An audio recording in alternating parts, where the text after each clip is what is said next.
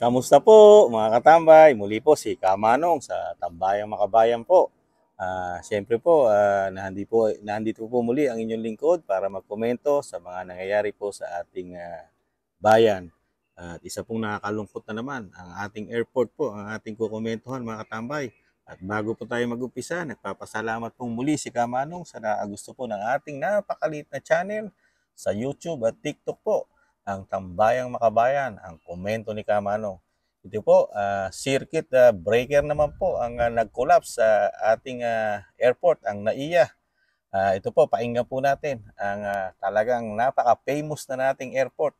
At ito po talaga sikat na sa buong mundo mga katambay ang ating airport. Ito po ay nangyari lang sa panahon po ng administrasyon po natin ngayon. Samantalang sa panahon po ni dating Pangulong Duterte, ito po ay naging maayos at nawala na rin po sa worst airport. Pero po sa pumalit pong administrasyon natin, naging worst airport at isang damukal na mga problema ang nangyari po sa ating airport. Ito po, pakinggan po natin mga katambay, ang nangyari na naman na aberya sa ating airport. Kung kailan pinakadagsa mga biyahero, saka naman pumalya ang kuryente sa NAIA Terminal 2 ngayong araw. Wala tuloy aircon sa airport kaya kanya-kanyang paypay ang mga pasahero. Nasa frontline ng balitang yan, si Shaina Francisco. Kanya-kanyang paypay at lapit sa industrial fan ang mga biyahero kanina sa NAIA Terminal 2. Ilang beses nakaranas ng power fluctuation o problema sa kuryente sa naturang terminal. 10:30 ng umaga nagsimula ang aberya na nasusundan kada 2 oras. Dulot daw ito na nag-trip o bumigay na circuit breaker dahil sa matinding init ng panahon. Dahil dyan, generator sets muna ang ginamit sa airport. Dahil nga pinagana muna ang generator set, mas inuna o tinutukan muna ang pagsusupply ng kuryente sa ilang basic services tulad ng check-in counters, security screening facilities, pati na ng pag-handle ng bagahe.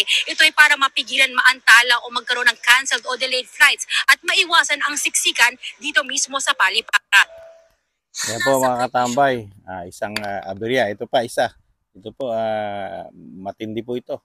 Ito na po nagbabalik naman po. Noong nakaraan po, laglag bala. Ngayon naman po, bukas bagahe na po at nawawala na po ang mga dala ng ating mga OFW, ang mga pasahero po ng eroplano. Nananakaw na po ang nasa loob po ng kanilang bagahe mga katabay. Nagbalik na naman. Ito po, pakinggan po natin. Babala sa mga pauwi sa Pilipinas, mas mabuti pang iparap ninyo ang inyong mga bagahe, sapagkat ay hindi pa rin po pala nahihinto ang nakawan sa Ninoy Aquino International Airport Terminal 1 and Terminal 3. Patuloy pa rin pala ang pagnanakaw nila sa mga bagahe ng mga OFWs o mga balikbayan. Pero bago tayo magpatuloy, Ayan po, ipa-fast forward po natin na konti. subscribe at pahit na rin ang kampanya. Isang beses nangyari, kundi marami na. Ngunit ngayon lang daw sila nakaranas na ninakawan ang kanilang bagahe. Kaya nanggigil ito sa NAIA at nasabi nitong nakakahiya kayo. Nung dumating, open na ito at rin naman agad na-realize kung ano yung nawala. Pero napansin ko na lang ito na wala ng laman.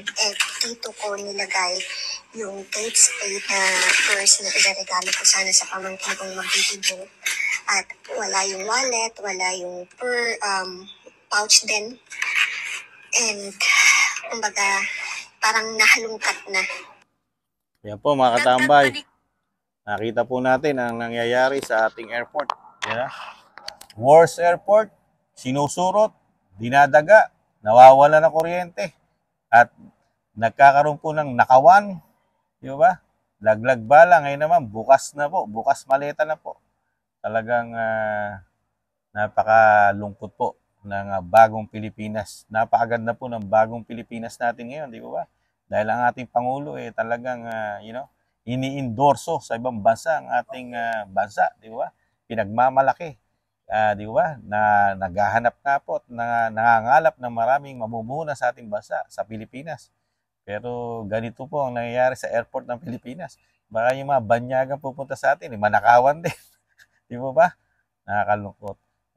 Kaya hindi rin natin malaman, baka isa rin itong di umano dahilan para maging private na po ang pamamalakad ng ating airport. Dahil ngayon po, nakuha na po ng San Miguel ang pamamalakad po ng airport ng hindi bababa sa 15 taon hanggang 20 taon.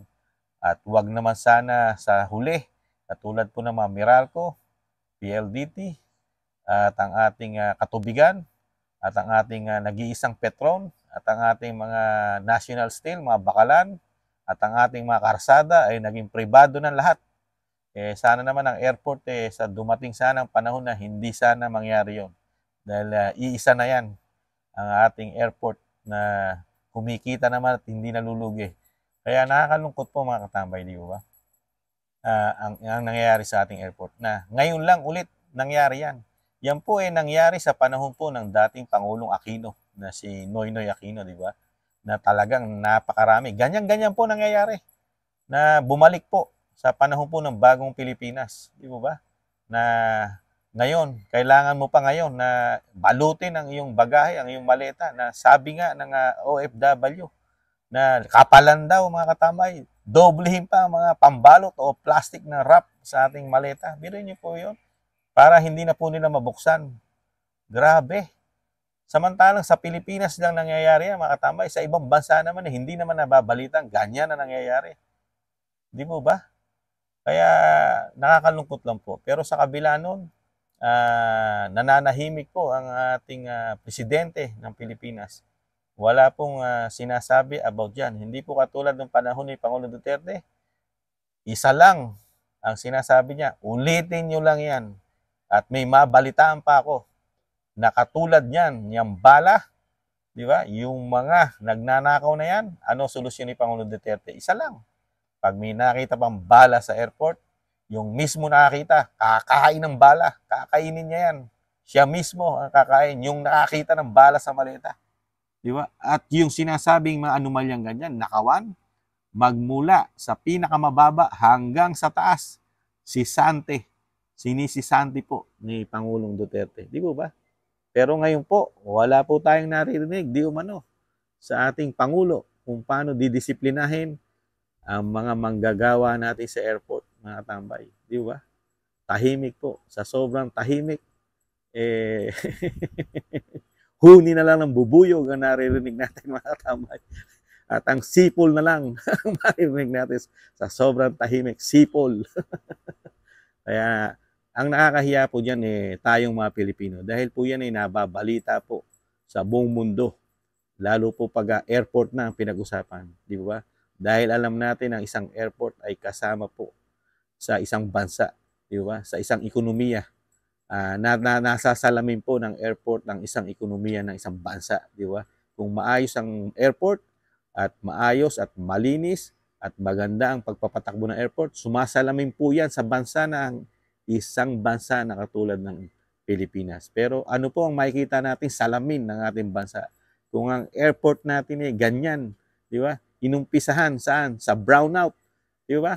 Sa surot, sa daga, sa ipis, sa nakawan ng bala, bumalik. Ngayon naman, nawawala naman mga gamit. Ano ang sasabihin ng mga bansa sa atin? Di ba? Talamak na. Ang sasalamin sa atin ng mga bansa, lalo mga magtuturis sa ating bansa, iiwasan na po nila ang Pilipinas. Kalaking kawalan po sa atin yan sa ekonomiya natin, mga katambay. Di po ba? Dahil alam naman natin, isa pong pinagkukunan ng bansa natin ang mga turismo na pumupunta sa ating bansa. Di ba? Pero pagka nabalitaan nila at sumasalamin, airport pa lang nagkakaproblema na sila, iiwasan nila ang Pilipinas, mga katambay. Di ba? Kaya tayong mga Pilipino nagsasakripisyo sa mabagal na performance ng mga namamahala sa ating bansa. Sa tingin ni Kamanong. Kayo po, ano po sa tingin nyo? Maganda po ba ang palakad ng bagong Pilipinas sa ating airport? Talaga po bang iaasa na lang natin sa mga private section o sector ang pamamahala ng airport? Wala na po bang silbi ang gobyerno sa ating bansa? Puro nakaasa na lang tayo sa pribado? Ganun po ba kabulok ang sistema ng ating bansa? Lalo ang ating mga tinatawag na lingkod bayan, mga tambay. Di ba? Nalulungkot lang po si Kamanong. Pero pagpasensyahan nyo na po, kung meron man akong nasabi at nasaktan sa sinasabi ni Kamanong, ganun po talaga. Masakit po talagang tanggapin ang katotohanan na bulok ang sistema ng ating bagong Pilipinas, mga katambay. Kasi airport pa lang, hindi pa masolusyonan ng maayos. Lalo na kung mas malaki pa ang bigay sa'yo ng problema. Di ba? Yung airport nga lang, hindi mo masolusyonan. Why yung mas malaki pa ibigay sa'yo? Di ba na problema? Di ba? Komento lang ni Kamanong yun. At kung meron po kayong komento, i-komento rin po ninyo. Hindi po masama ang magkomento sa ating bansa. Di ba? Yan lang po mga katambay, ang nakakalungkot na naman na balita sa ating airport. Sayang ang nagawa ni Pangulong Duterte na hindi nagtuloy-tuloy. Sayang. Yan lang po mga katambay. Siyempre, nag-iwan po si Kamanong at nagbibilin. Mahalin pa rin natin ating bansa. Wag na wag sa giyera. Puro sa pakikipag-usap mga katambay. At tiis-tiis lang po, siyempre, darating pa ang ating pag-asa, makakabangon pa tayong muli. Paalam po mga katambay. Ingatan na ba. Bye-bye.